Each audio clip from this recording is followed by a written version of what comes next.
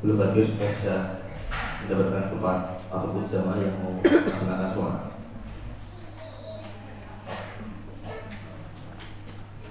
Demikian semua dari kami, dengan sudah jam 4 lebih dan sudah hadir untuk kajian kami serahkan Ustaz.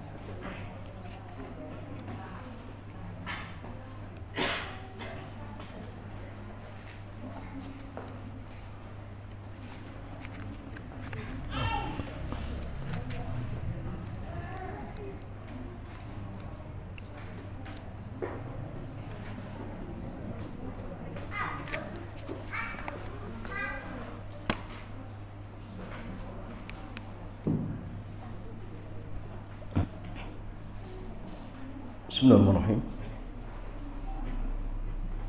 Assalamualaikum warahmatullahi wabarakatuh.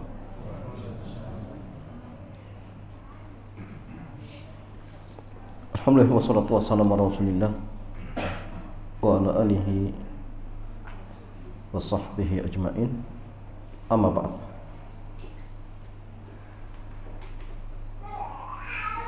Ikhwan wa akhwati fillah, alhamdulillah di kesempatan sore yang mulia ini Allah kembali kumpulkan kita di majlis yang sangat mulia ini, yaitu majlis Thalabul Ilmi.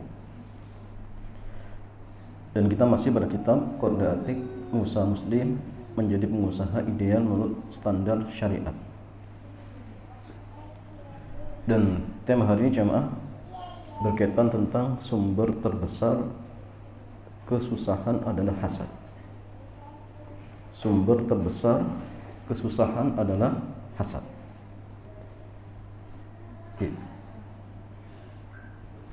Berkata mu'allif hafizahullah jalla wa'ala, karena satu jenis perasaan ini manusia tidak bisa dengan nyaman menikmati kenikmatan yang dia miliki. Hatinya selalu dihantui perasaan ingin memiliki apa yang ada di tangan orang lain, sehingga dia lupa dengan apa yang ia miliki. Makanya masalian Rasulullah SAW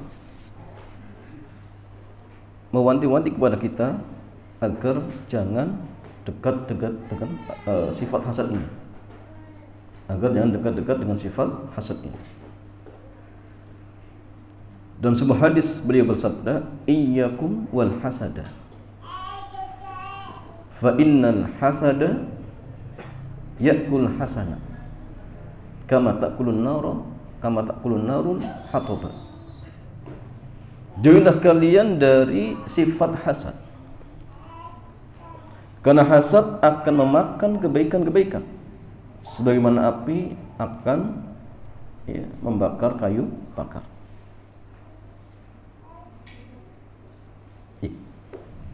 Berkata Al-Qari, qala iyyakum wal hasada, jauhilah kalian dari sifat hasad, ai fi malin au jahin dunyawiyyin.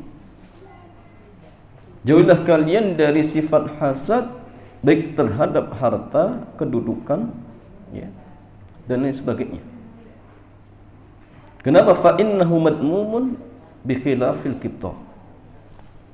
Karena hasad itu jamaah tercela, berbeda dengan qita. Qita itu jamaah nama salah. Apa qita jamaah? Hampir mirip dengan hasad, tetapi ini bukan hasad.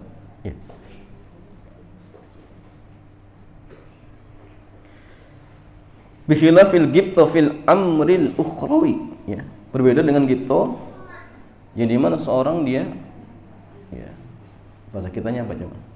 Ya hampir seperti ngiri, ya. Ngiri tapi dalam masalah akhirat. Antum punya teman, masya Allah, ya, kaya, tetapi apa? Gemar sedekah, gemar membantu. Atau antum punya teman misalkan, ya, pandai qiraatul Qur'annya, tapi dia mau mengajarkan orang, sehingga antum jamaah ngiri. Ya Allah, anak pengen seperti dia, agar bisa mengamalkan sebagaimana yang dia amalkan.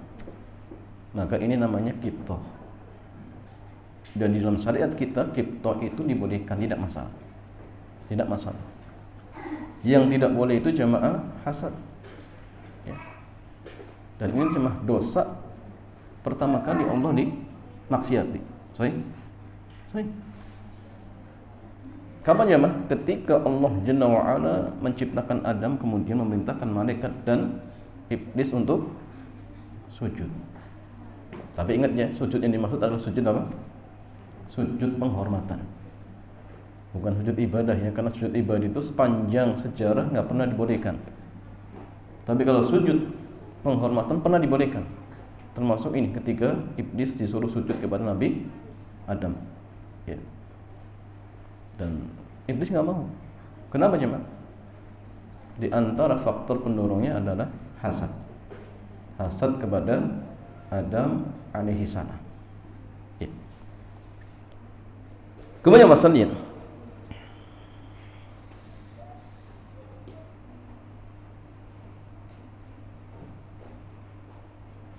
dari Anas radhiyallahu ta'ala anhu beliau mengatakan, anna Rasulullah sallallahu alaihi wasallam qala, Nabi bersabda, la tabaghadu, janganlah kalian saling membenci, wala tahasadu, dan janganlah kalian saling hasad, wala tadabaru, dan janganlah kalian saling membelakangi, ya. Wa kunu ibadallahi ikhwana, dan jadilah kalian hamba-hamba Allah yang bersaudara. Kata Imam Ibnu Battal, beliau mengatakan, wa fihi an-nahyu 'anil hasad. Dalam hadis ini terdapat larangan dari perbuatan hasad 'alan ni'ami, terhadap nikmat-nikmat. Wa qad nahallahu jalla wa 'ala ibadahul mu'minin, dan Allah jalla wa 'ala telah melarang hamba-hambanya yang mukmin an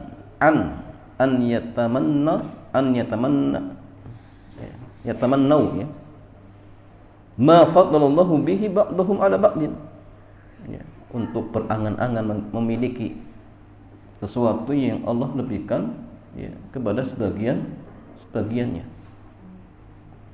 Wa amarahum an yas'aluhu min fadli, tapi Allah merintahkan kalau pengen ya minta kepada Allah, kalau pengen ya minta kepada Allah, bukan justru akhirnya hasad, ya.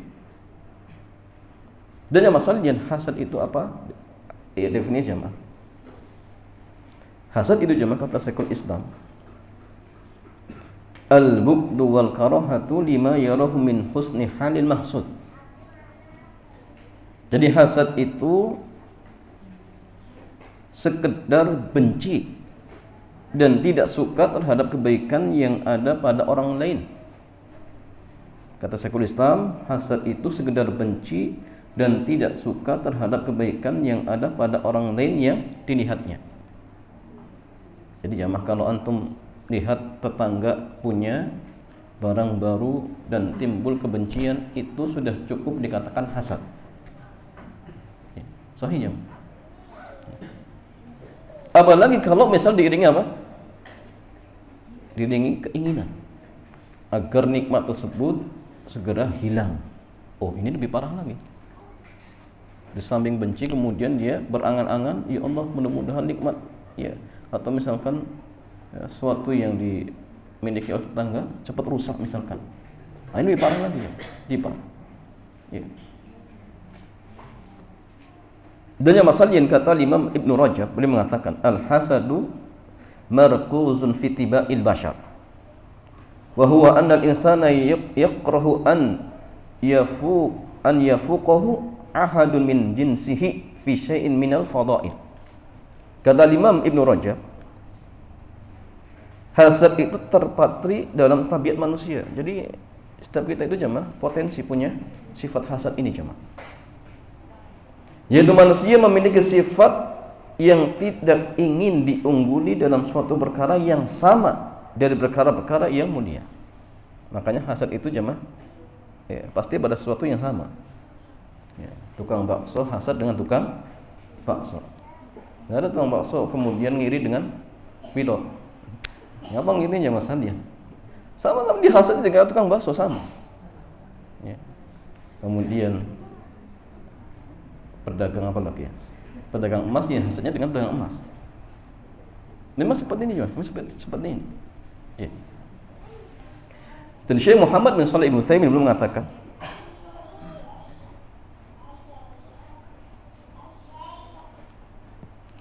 ketika beliau menjelaskan ya, tafsir dari firman Allah Jalla wa Ala min syarri hasidin idza hasad, dan dari kejahatan orang yang dengki apabila dia dengki. Syekh Muhammad bin Shalih Ibnu Utsaimin mengatakan ayat ini menunjukkan dua jenis orang yang hasad. Pertama, ada orang yang sekedar benci namun tidak mengganggu orang tersebut. Yang kedua, ada orang yang bahkan sampai mengganggu orang yang dibencinya. Keduanya jemaah nggak boleh.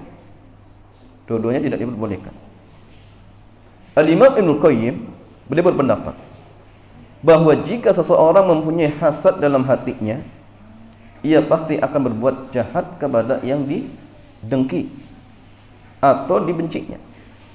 Kejahatan tersebut tidak harus dengan tangan maupun ucapan, tetapi dapat muncul lewat jiwa dan matanya kepada orang tersebut. Maka dari sini jamaah muncul apa? Penyakit ain. Karena penyakit ain itu jamaah penyakit yang disebabkan karena apa? Pandangan yang diiringi dengan kedengkian. Lalu seorang misalkan dilihat dipuji-puji tanpa mendoakan, kemudian muncul hasad, akhirnya yang dilihat jatuh sakit, maka ini kena penyakit ain. Atau misalkan seorang yang masalahnya dilihat dipuji-puji, tidak mendoakan, tiba-tiba besok mati, ini juga sama, kena penyakit ain. Dan kata Rasulullah jamaah, umatku ini kata beliau banyak yang mati gara-gara penyakit ain. Sahih jamaah. Ini sahih hadisnya. Ustaz, kalau seorang melihat sesuatu yang indah tapi nggak ada hasad, apakah mungkin kena jamaah? Karena tidak jamaah. Kalau nggak ada hasad, insya Allah jamaah tidak. Cuma masalahnya gini, setiap kita itu tadi terpatri pada dirinya apa? Sifat hasad. Sehingga untuk menepis ini dengan apa jamaah? Dengan mendoakan. Barakallahu laka. Ya misalkan, semoga Allah memberikan keberkahan. Itu penting jamaah. Agar apa? Agar hasad itu nggak muncul. Karena kalau kita sudah mendoakan, oh berarti apa? Kita cinta, bukan dengki. Karena ingat jamaah, hasad itu bisa menimpa manusia, bisa menimpa apa? Bangunan, bisa menimpa apa? Kendaraan. Antum baru beli motor, dipuji-puji sama teman antum, tiba-tiba bocor. Mungkin kena penyakit ain ya, mungkin. Ada seorang ustadz cerita, dia baru buka, temannya, saya lupa temannya atau siapa, baru buka kantor. Semua komputernya baru. Dikunjungi teman-temannya, kemudian dipuji-puji. Setelah mereka pulang, komputer yang boleh dibeli semuanya rusak. Soalnya ini kena penyakit ain. Antum baru buka warung, ya. Dipuji-puji sama hari pertama mungkin ramai jamaah. Banyak yang apa namanya beli, dipuji-puji. Besoknya sepi sama sekali, nggak ada yang datang. Ini juga mungkin nambah kena penyakit ain. Ya, karena banyak apa namanya kemungkinan ya, bisa kena ain, bisa kena santet, macam-macam. Ya, sahih jemaah. Sahih. Tapi gini, kalau misalkan ada seorang kena penyakit ain, bagaimana cara pengobatan jemaah? Pertama, orang yang menimpakan disuruh mandi atau wudu. bekasnya disiramkan. Ustaz, tapi kan sulit. Yang menimbulkan itu siapa? Sulit jemaah. Ya sudah, kalau tidak ketahuan maka caranya diruqyah. Bacakan ayat Al-Qur'an dan ya harus sabar jemaah, harus sabar. Ya, kalaupun ternyata misalkan Allah sudah mentakdirkan dia meninggal dengan sebab ain tadi, sampai katakan qadarullah wa masya'a fa'al. Inna lillahi wa inna ilaihi raji'un. Allahumma ajurni fi musibati wa ahlib li khairan minha. Selesai. Sehingga jamaah sekalian, ikhwan wa akhwati fillah, hendaknya kita berhati-hati dari penyakit hasad ini. Karena penyakit hasad di samping menghapus kebaikan-kebaikan yang kita miliki, dampak buruknya pun banyak ya. Dampak buruknya sangat-sangat banyak. Bahkan kadang ya mas, seseorang itu saling membunuh gara-gara hasad. Gara-gara hasad. Bahkan gini, kadang saudara pun seperti itu jemaah. Saling sesama saudara. Nah, sehingga harus banyak berlindung kepada Allah Subhanahu wa taala.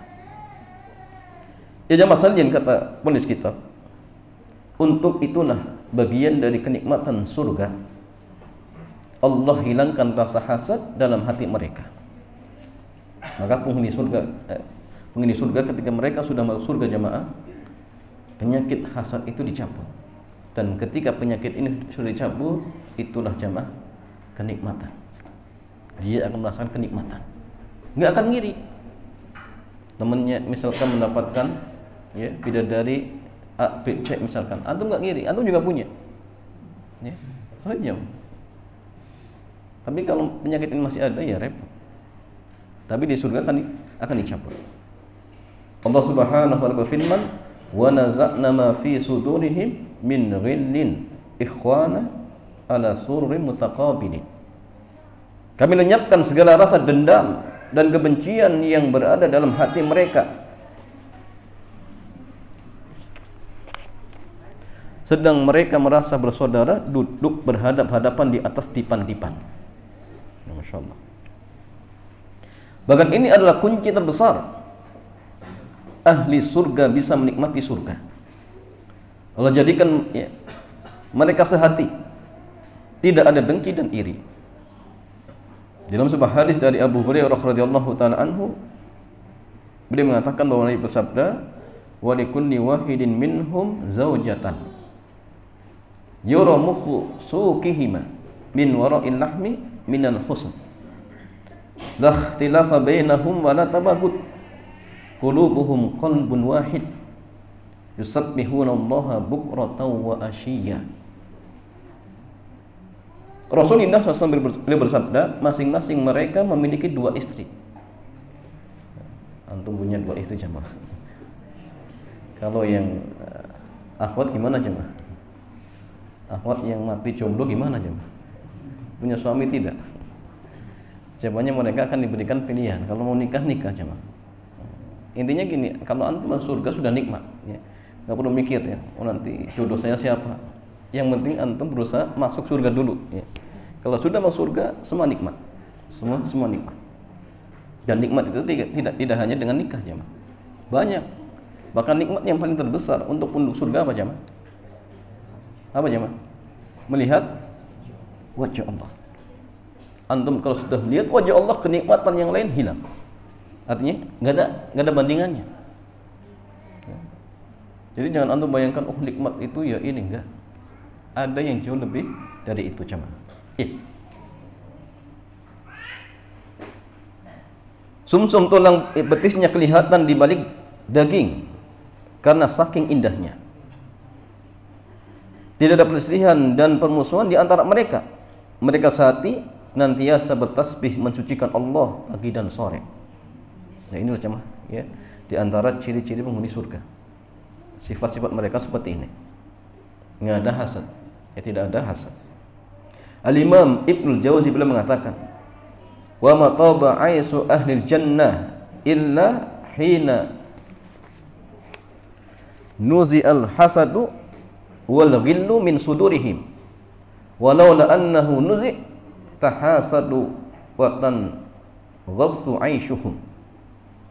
Kehidupan penduduk surga tidak terasa nikmat sampai ketika Allah cabut perasaan hasad dan kebencian dari hati mereka.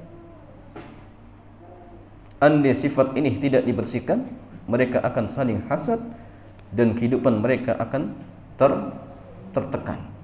Ya. Nah, sehingga jamaah mengingat hal ini penyakit batin yang sulit untuk disembuhkan, maka hasad ini ya dialami oleh semua orang. Maka salah satu cara yang bisa kita lakukan untuk melawan hasad adalah dengan mendoakan kebaikan orang yang menjadi sasaran hasad. Di antaranya doa, Allahumma zid lahu fadlan wa'tini khairan minhu. Ya Allah, tambahkan karunia untuk si fulan dan berikanlah aku yang lebih baik darinya. Ini doa. Jadi mintanya kepada Allah. Jangan justru akhirnya kita membenci, kemudian kita ya berandai-andai, ya Allah mudah-mudahan nikmat tetangga saya hilang. Enggak boleh. Kalau antum ingin, ya doa kepada Allah. Ya Allah, berikan saya yang sesuatu yang jauh lebih baik. Ini tidak masalah. Tidak masalah seperti itu jemaah. Tapi kalau misalkan tadi ya kebencian, kemudian akhirnya ya berandai-andai agar nikmat ya tetangga kita segera hilang, maka ini sudah masuknya hasad seperti itu jemaah. Kemudian masalah ikhwan wa akhwati fillah.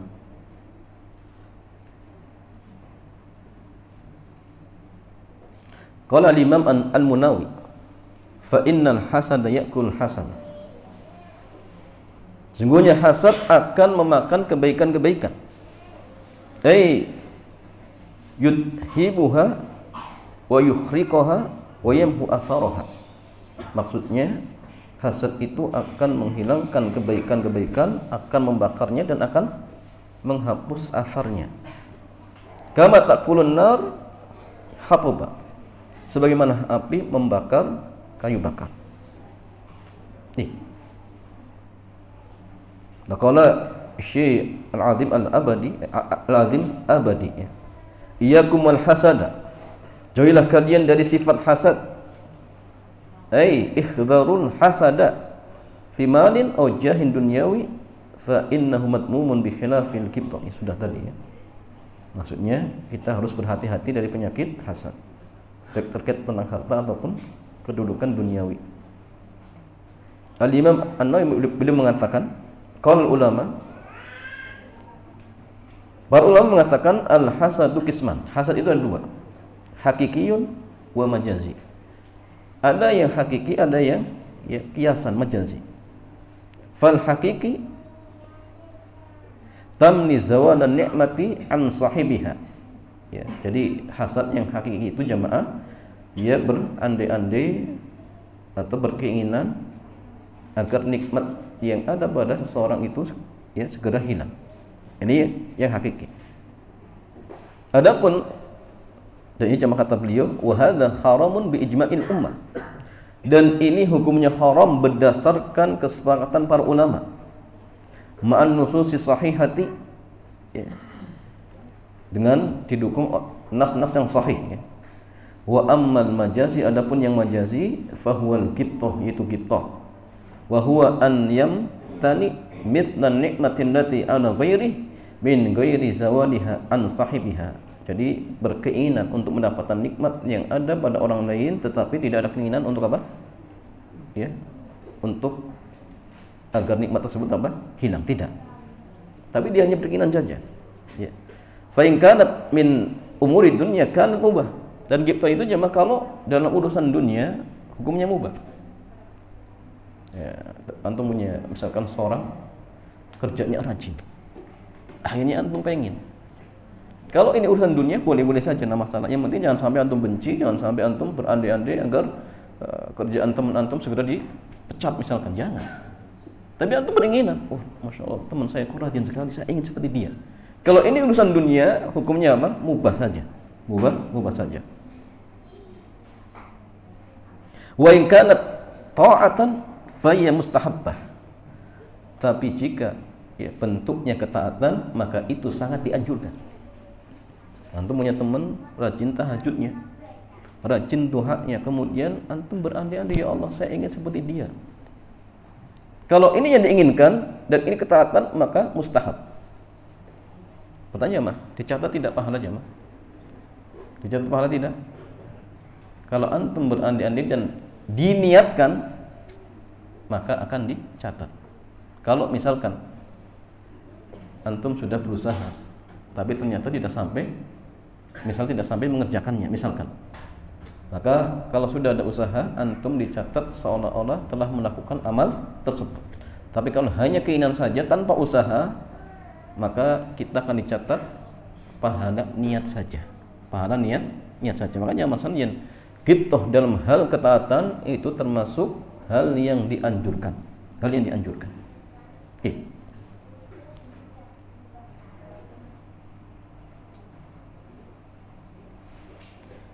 Wal muradu bil hadis la ghibthata mahbubatun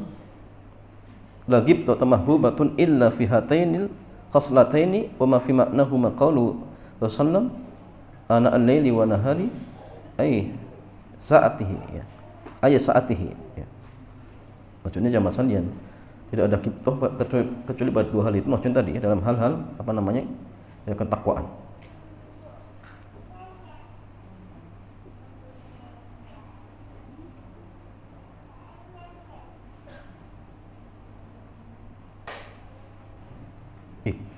Dan yang masalahnya apa bedanya hasad dengan ain? Apa bedanya jamaah? Atau al-hasid wal ain. Hasid itu orang yang hasad, ain itu orang yang menimpakan penyakit ain. Maka hasid atau hasad itu lebih umum daripada ain.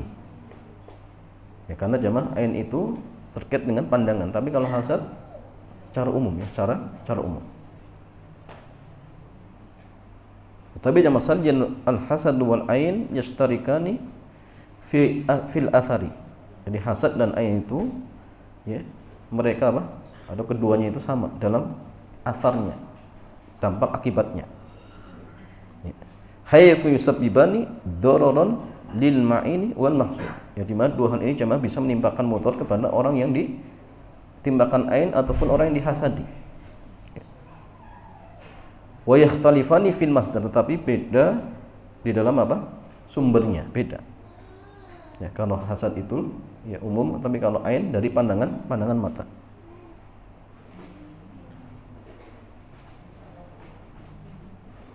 La yahsudul insanu nafsahu wala malahu. Seorang itu tidak akan hasad terhadap dirinya dan hartanya, tetapi jamaah terkadang seorang akan apa? Menimpakan ain terhadap dirinya dan hartanya. Mungkin tidak jamaah? Mungkin. Kalau antum hasad terhadap diri antum kayaknya nggak ada jamaah. Tapi kalau kena ain bisa jamaah. Maka pernah kejadian seorang anak kena ain, ya. Ternyata oleh ayahnya sendiri jamaah. Jadi anaknya sakit, dibawa ke dokter A, B, C, D, nggak sembuh. Sampai orang tuanya kebingungan. Ini kena penyakit apa? Ternyata anaknya kena penyakit ain oleh bapaknya sendiri. Soalnya, karena kadang-kadang misalkan orang tua dia lihat anaknya ya, dipuji-puji, ya, awalnya muji-muji, muncul hasad. Oh, kenapa saya nggak ganteng seperti anak saya? Misalkan akhirnya muncul hasad. Anaknya jatuh sakit, maka dia kena hasad oleh bapaknya sendiri. Nah, maka obatnya, ya, bapaknya suruh mandi. Ya. Atau setelah berwudu kemudian bekasnya disiramkan ya apa namanya kepada anaknya seperti itu cara pengobatannya.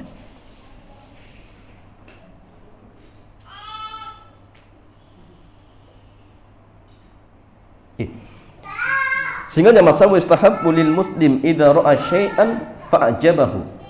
Sehingga dianjurkan bagi seorang muslim ketika dia melihat sesuatu yang menakjubkan, an yubarrika alih, untuk mendoakan keberkahan. Bimakna an yad'u bil barakah. Sawa'un kana hadha syai' lahu aw li ghairi, baik sesuatu ini milik dirinya ataupun orang lain. Antum punya rumah baru jadi, antum doa. Ya. Barakallah misalkan. Nah, walaupun sebagian ulama ada yang membedakan ya. Kalau nikmat yang ada bagi kita itu apa? Masya Allah. Tapi kalau orang lain itu barakallah. Tapi orang jamaah sebagian ulama, kalau nggak salah Syekh Muhammad bin Shalih Al-Utsaimin, beliau mengatakan boleh-boleh saja. Ya, ketika nikmat orang lain pun masya Allah kemudian didoakan, ya barakallah, tidak masalah. Tapi ada yang mengatakan dibedakan. Kalau nikmat yang ada pada dirinya itu dengan masya Allah. Tapi kalau melihat nikmat orang lain itu dengan barakallah. Itu menurut sebagian ulama seperti itu. Ya aukamakal.